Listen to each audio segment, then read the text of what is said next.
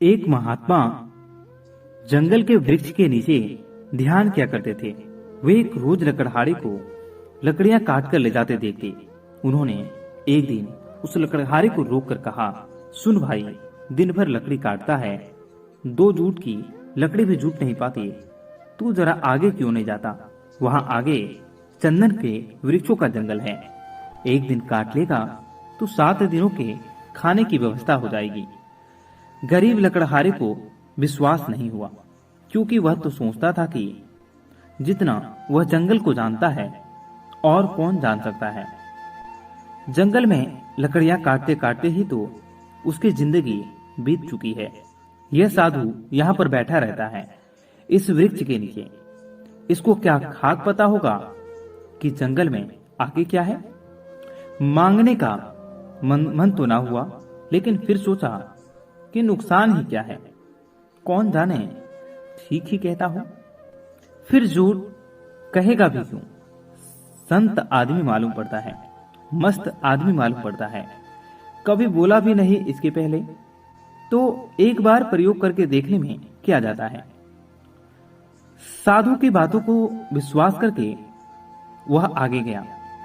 जब वहां पर लौटा तो साधु के चरणों में सिर रख दिया और कहा, मुझे क्षमा करना, मेरे मन में बहुत सारे संदेह आए थे, क्योंकि मैं सोचता था कि मुझसे ज्यादा इस जंगल के बारे में और कौन जान सकता है।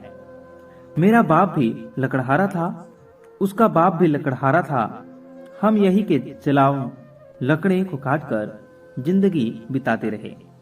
कभी यही नहीं सोचा कि इससे भी आगे शायद कोई इससे भी अच्छा हो सकता है। मैं भी कैसा अभागा हूं, काश पहले पता चल जाता तो आधी जिंदगी गरीबी में न गुजारनी पड़ती। साधु ने कहा, कोई फिक्र ना करो, जब पता चले तभी जल्दी है, जब जागो तभी सवेरा है। अब जाओ और जाकर चंदन की लकड़ियों को काटो। अब उस लकड़हारे के दिन बड़े मजे में गुजरने लगे। एक दिन लकड़ियां काट लेता, 7-8 दिन जंगल आने की जरूरत ही ना पड़ती। बाजार में उनकी कीमती मिल जाती। ऐसे ही दिन गुजरने लगे।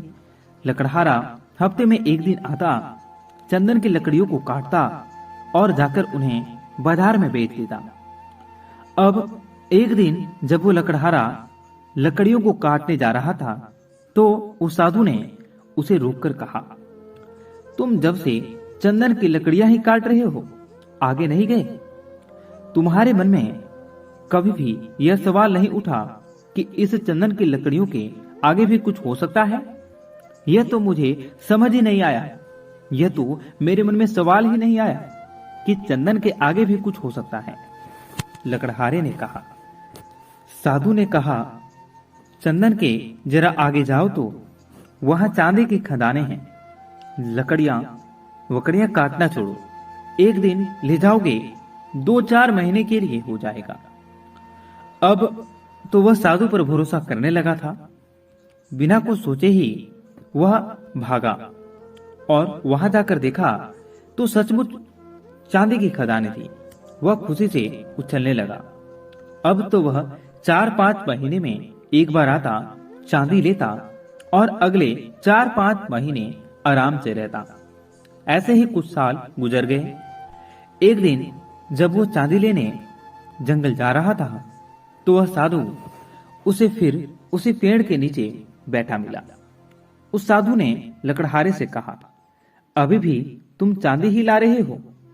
थोड़ा और आगे जाओ, वहां सोने की खदानें हैं।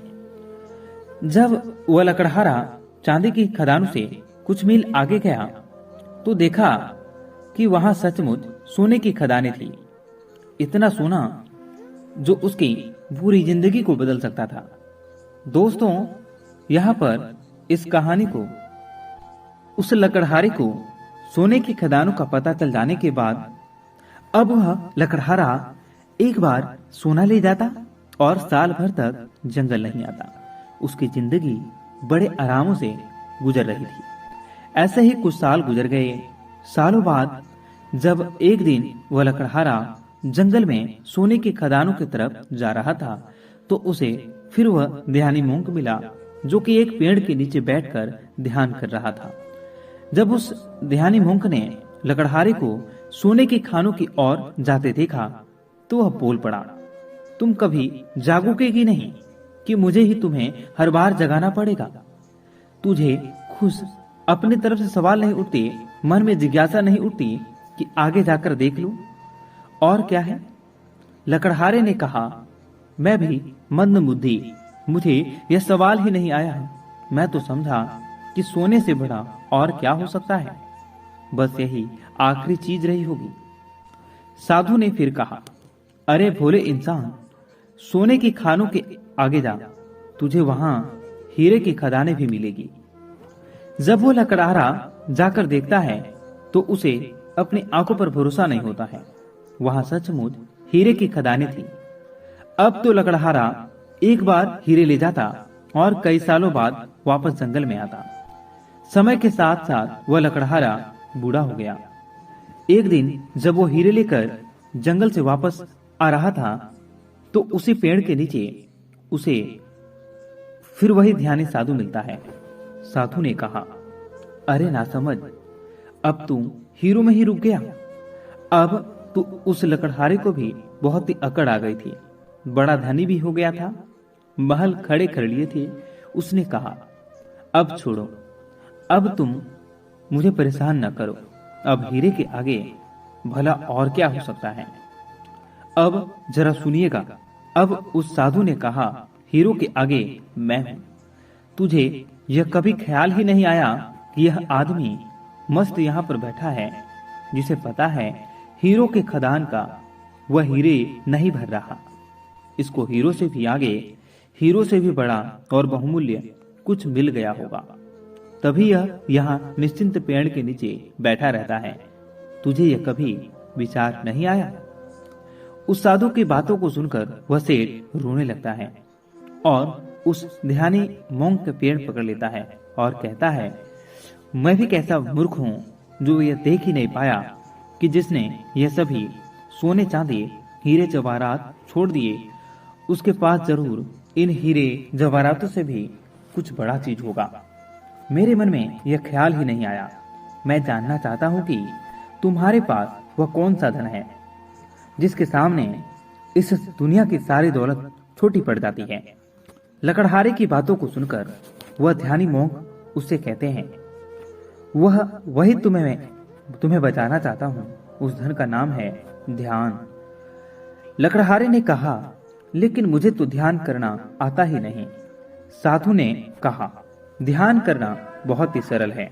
बाहर का धन तो बहुत ही इकट्ठा कर लिया, अब जरा भीतर की ओर मुड़ जाओ, आराम से बैठ जाओ और देखो कि तुम्हारे भीतर क्या चल रहा है। अगर कोई अनुभव हो तो उसे पकड़े मत रहो, बस देखो, हो सकता है तुम्हें परमात्मा मिले, लेकिन तुम्हें उन्हें भी नहीं पकड़ना है। तब तक देखते रहो जब तक कि सभी अनुभव, सभी विचार शांत न हो जाए। पर ध्यान रहे, जबरदस्ती किसी भी अनुभव या विचार को खत्म करने का प्रयास कभी मत करना। अब सुनिएगा, जब कोई अनुभव न रहेगा, कोई विचार न रहेगा, तब तुम निर्विकल्प समाधि में रहोगे। तब न दृष्टि बचेगा और न ही दृष्टिता, केवल शून्य होगा।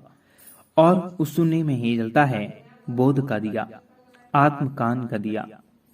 ध्यान करने के लिए एक चीज जो सबसे महत्वपूर्ण है वह है धैर्य। आपके भीतर इतना धैर्य होना चाहिए कि घटना आज घटे या कई वर्षों बाद, आप ध्यान करने के लिए हमेशा तैयार रहें।